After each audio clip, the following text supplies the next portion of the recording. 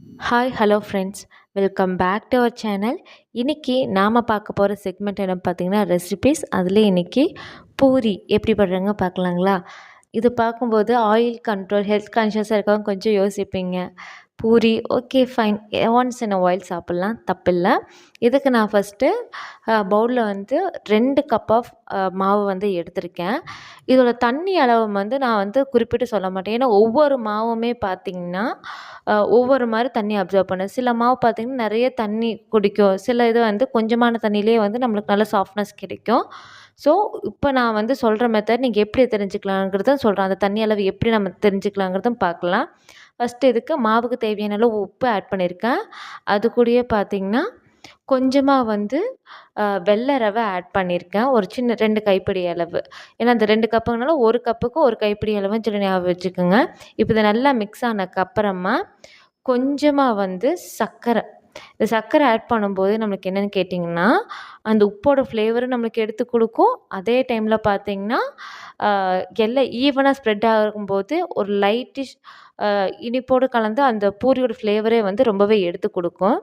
இப்போ நான் பண்ணிகிட்ருக்கிறத பார்த்திங்கன்னா மாவு வந்து எந்த மாதிரி தண்ணி அப்சர்வ் நம்ம கொஞ்சம் கொஞ்சமாக தெளித்து தான் வந்து நம்ம பூரிக்கு மாவு பிணையிற மாதிரி இருக்கும். ஏன்னா தண்ணி ஓவராக நம்ம போயிட்டாலும் சில டைம் பார்த்திங்கன்னா அதை நம்ம எடுக்கவும் முடியாது. மாவு பிசு பிசுனாச்சா மறுபடியும் மாவு போட்டுட்டு அந்த மாதிரி இருக்கிறத அவாய்ட் பண்ணுறதுக்காக சின்ன டம்ளரில் கொஞ்சம் கொஞ்சமாக தெளிச்சிட்டு ஒரு 2 மினிட்ஸ் வந்து ரெஸ்ட் கொடுத்துருங்க. ஏன்னா இப்போ எல்லா இதுவுமே வந்து அப்சர்வ் ஆக ஆரம்பிக்கும், அந்த மாவு தண்ணி வந்து அப்சர்வ் ஆக ஆரம்பிக்கும். அப்சர்வ் ஆனதுக்கப்புறமா பார்த்திங்கன்னா சில டைம் அங்கங்கே வந்து கொஞ்சம் கொஞ்சம் வந்து உங்களுக்கு ட்ரையாக இருக்க மாதிரி இருக்கும். அதுக்கப்புறம் கம்ப்ளீட்டாக நீங்கள் சேர்ந்து டோவாக பிணையும் போது கரெக்டாயிரும். அதனால தான் மாவுக்கு மட்டும் இதுதான் குறிப்பிட்ட அளவுன்னு நம்ம சொல்ல முடியாது. ஏன்னா நான் வந்து ஒரு பிராண்ட் ஆஃப் மாவு யூஸ் பண்ணலாம். சில டைம் பார்த்திங்கன்னா எனக்கு கோதுமை நான் ஃப்ரெஷ்ஷாக வாங்கிட்டு வந்து அரைச்சி அந்த கோதுமை பொறுத்து உங்களுக்கு வேரி ஆகும். ஸோ தண்ணி வந்து நீங்கள் தெளிக்கிறது வந்து கொஞ்சம் கொஞ்சமாக தெளித்து பிணையும் போது உங்களுக்காக தெரியும். பார்த்திங்கன்னா தெரியும், ஆல்ரெடி வந்து கொஞ்சம் மேலெலாம் கொஞ்சம் தண்ணி தெளித்து பிசைஞ்சதுக்கப்புறமா கீழே இருக்கக்கூடிய இது பார்த்திங்கன்னா ட்ரையாக இருந்துச்சு. அது மறுபடியும் தெளித்து இப்போ எல்லாம் மிக்ஸ் ஆகும்போது ஒரு 5 to 10 மினிட்ஸ் வந்து நல்லா வந்து அழுத்தி பிணையும் போது நம்மளுக்கு கம்ப்ளீட்டாக வந்து மாவு இப்படி ரெடியாக இருக்கும். இந்த டைமில் நான் ஒரே 1 ஸ்பூன் ஆஃப் ஆயில் மட்டும் ஆட் பண்ணி எல்லா பக்கம் வந்து க்ரீஸிங் பண்ணி விடுறேன். விட்டுட்டு குறைஞ்சது வந்து 15 to 20 மினிட்ஸ் வந்து நல்லா வந்து தட்டு போட்டு க்ளோஸ் பண்ணி வச்சுருங்க. ஏன்னா மாவு எந்த அளவுக்கு ஊறி நம்மளுக்கு வருதோ அந்த அளவுக்கு வந்து பூரி நம்மளுக்கு நல்லா சாஃப்டாக புஃப்னு வரும். அதுதான் மெயின். இந்த 2 ஸ்டெப்போட தண்ணி நம்ம தெளித்து தொளிக்கிறதாகட்டும், மாவு வந்து பிணையிறதாகட்டும், அதே சமயம் எல்லாம் மிங்கிள் பண்ணக்கப்புறமா நம்ம ஒரு 20 மினிட்ஸ் ரெஸ்ட்டு கொடுக்கறது. இந்த மெயின் டைமில் பார்த்திங்கன்னா நான் வடை சட்டியில் எண்ணெய் ஊற்றி நல்லா காய வச்சுக்கிறேன். அதே சமயம் பார்த்திங்கன்னா பூரி தேய்க்கும்போது ஒரு சின்ன டிப் வந்து ஃபாலோ பண்ணுங்கள்.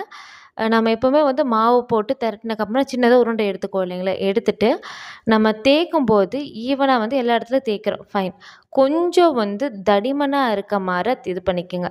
இதே பூரிக்கட்டை வச்சுருக்கீங்க, பூரி தேய்க்கிறது இது இருந்துச்சுன்னா டேரெக்டாக நீங்கள் இது போக அது ஈவனாக கொஞ்சம் வந்து மந்தமாக இருக்க மாதிரி பார்த்துக்குங்க. சப்பாத்தியாக இருந்தால் நம்ம ஃபுல்லும் வந்து கொஞ்சம் லைட்டாக இருக்க மாதிரி பரப்பி விடுவோம். பூரிங்கிறனால கொஞ்சம் மந்தமாக இருக்கணும். இப்போ நான் அந்த ஸ்க்ரீனில் காமிக்கிறேன் பாருங்கள். கொஞ்சம் வந்து மந்தமாக இருக்கணும். அப்படி பண்ணும்போது தான் நம்மளுக்கு பூரி போட்டோன்னே நம்மளுக்கு நல்லா உப்பி வரும். இப்போ நல்லா வந்து எண்ணெய் காஞ்சிருச்சு. எண்ணெய் காஞ்சதுக்கப்புறமா நல்ல எண்ணெய் காஞ்சதுக்கப்புறமா மீடியம் ஃப்ளேமில் மாற்றிட்டு அதுக்கப்புறமா வந்து நீங்கள் பூரி போடுங்க. உங்களுக்கு தீயும் வந்து ஒரே மாதிரி இருக்கும், பூரியும் வந்து நம்மளுக்கு கருகாமல் நல்லா சாஃப்டாகவும் வரும், நல்லா உப்பியும் வரும். சூப்பரான பூரி ரெடியாக இருக்கும். மறக்காமல் சப்ஸ்கிரைப் பண்ணி சப்போர்ட் பண்ணுங்கள்.